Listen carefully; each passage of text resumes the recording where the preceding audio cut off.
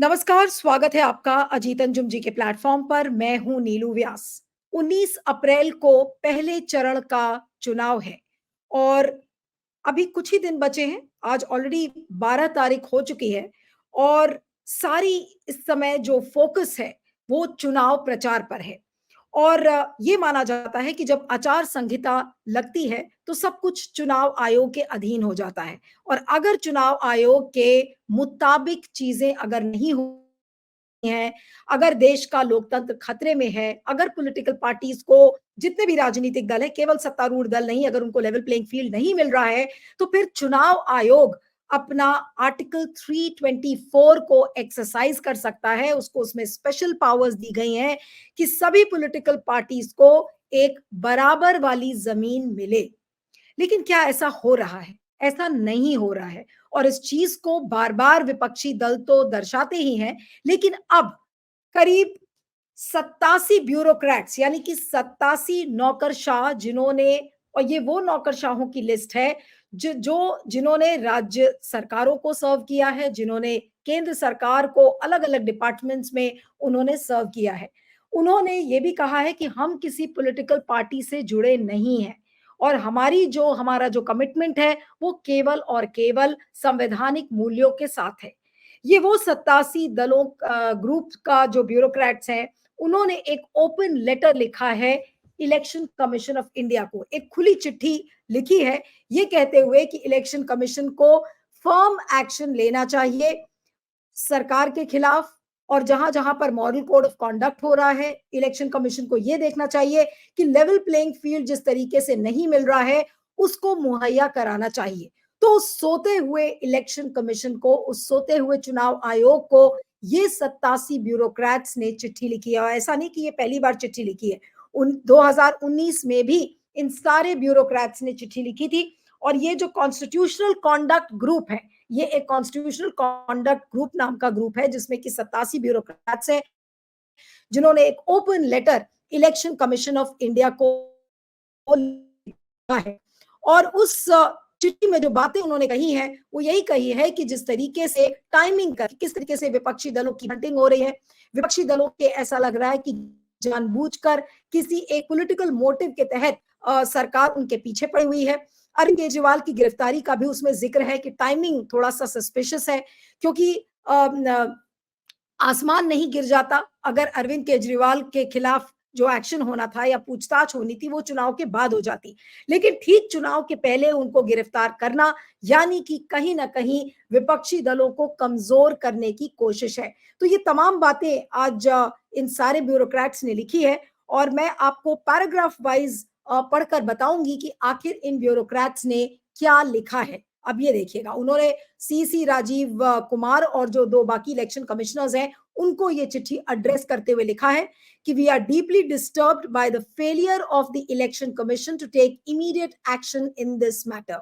Media reports show that a delegation of members of prominent opposition parties met the CEC and election commissioners as long back as 21st March 2024. However, leave alone dealing with any such arbitrary executive actions with a heavy hand, ECI has not even issued a note of caution। यानी कि जिस तरीके से prime minister के खिलाफ action लेना चाहिए था, मॉडल कोड ऑफ कॉन्डक्ट का जहां जहां वायलेशन हुआ है, तो किसी भी तरीके की कॉशनरी नोटिस इलेक्शन कमीशन ने नहीं भेजी है और ये बात 21 मार्च 2024 को कही गई थी। फिर साथ में उन्होंने ये भी लिखा है कि एक ऐसा भी ग्रुप था जिसने कि इलेक्शन कमीशन को 2017 में भी चीजें लिखी थी, कई चिट्ठियां लिखी। Our group has been interacting with the ECI, यानी कि ये जो ब्यूरोक्रेट्स का समूह है ये 2017 से चुनाव आयोग के साथ समय समय पर संपर्क करता रहता है, उसके बारे में भी उन्होंने इस चिट्ठी में जिक्र किया है। There has been no response from the Election Commission of India over the past 5 years, यानी कि इलेक्शन कमीशन ने ये ठीक समझा ही नहीं कि इन ब्यूरोक्रेट्स की चिट्ठी का या उनके जो भी उन्होंने जिस तरीके का संवाद कायम करने की कोशिश की है कि उसका जवाब भी दिया जाए। Election Commission has made no efforts to assuage doubts in the minds of the thinking public and political parties about the integrity of the EVMs and the need to use VVPATs। यानी कि EVMs और VVPATs को लेकर अगर एक लोकतंत्र में किसी भी दल को या फिर किसी भी कॉन्स्टिट्यूशनल को या किसी नौकरशाह को अगर इस तरीके का डाउट मन में होता है, तो ये चुनाव आयोग का फर्ज है कि उन डाउट्स को वो क्लियर करे, ताकि लोकतंत्र में भरोसा लोग कर सके और खुले मन से आकर चुनाव में मतदान करें। लेकिन ऐसा नहीं हो रहा है, इसी बातों को इन नौकरशाहों ने दर्शाया है। अब ये मामला पूरा सब जुडिस है। Nor has the ECI been particularly effective in enforcing the model code of conduct to check its misuse, especially by the power. BJP के लोग लगातार जिस तरीके से आचार संहिता का उल्लंघन कर रहे हैं, उसको रोकने की कोई पहल चुनाव आयोग ने नहीं की है। ये जो दल है सारे ब्यूरोक्रेट्स का, वो ये कह रहा है। Our group had pointed out many such instances in the 2019 Lok Sabha elections, but apart from minor slaps on the wrist, the ECI failed to enforce its writ on repeated offenders. यानी कि लगातार बराबर गलतियां हो रही हैं, लेकिन फिर भी 2019 में भी इस तरीके की बातें हुई थी और अब फिर सामने बात आई है। In the current elections as well, infractions of the model code of conduct by no less personage than the Prime Minister have not been acted upon by the ECI even after these were brought to the notice. यानी कि समय समय पर चुनाव आयोग के संज्ञान में ये बातें लाई गई हैं कि किस तरीके से प्रधानमंत्री नरेंद्र मोदी रैलीज में, रोड शोज में लगातार आचार संहिता का उल्लंघन कर रहे हैं, लेकिन उनके खिलाफ कोई नोटिस, उनके खिलाफ कोई भी एक्शन लेने में असमर्थ रहा है चुनाव आयोग। In spite of the enormous powers vested in it under Article 324 of the Constitution of India, ECI in recent years has exhibited strange diffidence, especially in dealing with actions that impact the conduct of free and fair elections. यानी कि चुनाव आयोग को ये जो bureaucrats का समूह है, वो याद दिलाने की कोशिश कर रहा है कि आप अगर सो गए हैं, आप अगर भूल गए हैं कि आपके पास स्पेशल पावर्स हैं अंडर आर्टिकल 324, तो आप उसको एक्सरसाइज करें। लेकिन इस पावर को ऐसा लगता है कि चुनाव आयोग बिल्कुल भूल चुका है। इस बात को उस चिट्ठी में लिखा गया है। We urge the ECI to live up to the shining legacy bequeathed by a line of eminent persons who have led the ECI in the past 7 decades. The nation looks to you to act with firmness and determination to maintain the reputation and sanctity of the world's largest electoral exercise. तो आप ये सोचिए कि किस तरीके से ये जो ब्यूरोक्रेट्स हैं, ये किसी भी पॉलिटिकल पार्टी से जुड़े हुए नहीं हैं। वो केवल और केवल चुनाव आयोग को ये याद दिला रहे हैं कि भाई आप आर्टिकल 324 के तहत जो आपकी पावर्स हैं, आप उन पावर्स को समझो। लेकिन इलेक्शन कमीशन ऐसा लग रहा है कि उसको सांप सूंघ गया है। ऐसा लग रहा है कि इलेक्शन कमीशन की जो ताकत है, वो अपनी ही ताकत नहीं समझ पा रहा है। लेकिन उसका कारण क्या है? उसका कारण ये है कि इलेक्शन कमीशन में अब ऐसे लोगों को अपॉइंट किया गया है जहां पर सरकार का जो डोमिनेशन है वो दिखता है। सरकार द्वारा अपॉइंट किए गए लोग हैं, जिसमें कि जो कमेटी थी उसमें प्रधानमंत्री और प्रधानमंत्री का एक चुना हुआ मिनिस्टर है। वो तो बेचारा लीडर ऑफ ऑपोजिशन नाम के लिए वहां पर है। अभी आपने हाल में देखा था किस तरीके से चुनाव जो कमिश्नर थे उनका इलेक्शन हुआ था, और अधीर रंजन चौधरी ने वो बातें कही कि देखिए हमारे पास तो नाम लास्ट मोमेंट पे आए। तो कहने का मतलब ये है कि अब पूरा चुनाव आयोग भी उसका बीजेपीकरण हो गया एक तरीके से, या मोदीकरण कह लीजिए। तो अब उसमें बोलने की, अपनी ताकत को समझने की शक्ति वो खो चुका है, और उसी शक्ति के बारे में याद दिलाने का काम इस कॉन्स्टिट्यूशनल कॉन्डक्ट ग्रुप ने किया है। इसमें और भी कई बातें लिखी गई हैं, जैसे कि मैं अब आपको थोड़ा सा और इसमें पढ़ के बताती हूँ कि उन्होंने साफ साफ ये लिखा है कि भाई अगर आज हम चिट्ठी ये लिख रहे हैं तो हमें ये ना समझा जाए कि हम किसी पॉलिटिकल पार्टी से जुड़े हुए हैं। हम वो लोग हैं जिन्होंने राज्य सरकार में और केंद्र सरकार में काम किया है, और हमारा जो कमिटमेंट है वो संवैधानिक मूल्यों के साथ है, कॉन्स्टिट्यूशनल आइडियल्स के साथ हमारा कमिटमेंट है। उन्होंने ये लिखा कि in the Election Commission of India meeting with officers nominated as election observers on 11th March 2024, the Chief Election Commissioner has stressed the importance of ensuring a level playing field for all political parties and candidates and keeping the polls free from intimidation and inducements. उन्होंने लिखा है कि भाई जब 11 मार्च को जब चुनाव आयोग ने जिस दिन प्रेस कॉन्फ्रेंस करके ये बताया था कि कौन अब चुनाव की तारीखें कौन कौन सी होंगी, तो उस दिन जोर जोर से चिल्ला चिल्ला कर राजीव कुमार ने कहा था कि मैं इंश्योर करूंगा कि फ्री एंड फेयर इलेक्शंस हो। लेकिन ऐसा नहीं हो रहा है। Just 10 days after his exhortation, Arvind Kejriwal, Chief Minister of Delhi, was arrested. यानी कि जिस दिन चुनाव की घोषणा हुई है उसके ठीक 10 दिन बाद अरविंद केजरीवाल को गिरफ्तार कर लिया जाता है। ये बात इस चिट्ठी में लिखी गई है। इसके अलावा in what is known as a Delhi liquor scam under the draconian provisions of the PMLA Act, where securing bail is extremely difficult, We are not questioning the right of law enforcement agencies to take steps to check corruption in high places and bring to book the guilty.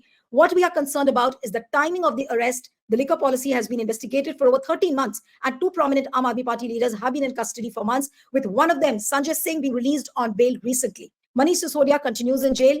Even if it is the case of the investigating agency that Mr. Kejriwal was evading summons to appear before them, nothing stopped them from questioning him if necessary at his residence. या ये लोग ये लिख रहे हैं कि liquor scam में जब चुनाव की घोषणा हुई तो उसके ठीक 10 दिन बाद अरविंद केजरीवाल को गिरफ्तार कर लिया गया। उनके 13 महीने से इसको लेकर ऑलरेडी इंक्वायरी चल रही है। संजय सिंह को बेल मिल गई है, मनीष सिसोदिया ऑलरेडी अंदर है। तो अगर ये लोग चाहते तो फिर चुनाव आयोग अगर ये चाहता और अगर इसमें इंटरवीन करता तो आज अरविंद केजरीवाल गिरफ्तार नहीं होते। इन्फोर्समेंट एजेंसीज अपनी पूछताछ करती, लेकिन ये पूछताछ अरविंद केजरीवाल के घर पर भी हो सकती थी। इस बात को इस कॉन्स्टिट्यूशनल कॉन्डक्ट ग्रुप ने लिखा है। The arrest of a senior political functionary at a juncture when the Lok Sabha elections had been announced and the model code of conduct was in place reeks to our mind deliberate, motivated executive action। यानी कि जिस तरीके से अरविंद केजरीवाल की गिरफ्तारी हुई है वो एक ही चीज दर्शाता है कि उनको जबरन गिरफ्तार किया गया है, पॉलिटिकल मोटिव के तहत कि उनकी पार्टी को कमजोर किया जाए, विपक्ष को डराया जाए, विपक्ष का मनोबल घटाया जाए। एक तरीके से एक धमकी भरा हुआ एक्शन है, ये एक एग्जीक्यूटिव एक्शन है। इस बात को कॉन्स्टिट्यूशनल कॉन्डक्ट ग्रुप ने लिखा है। The law must take its course, as many legal worthies today never tire of saying.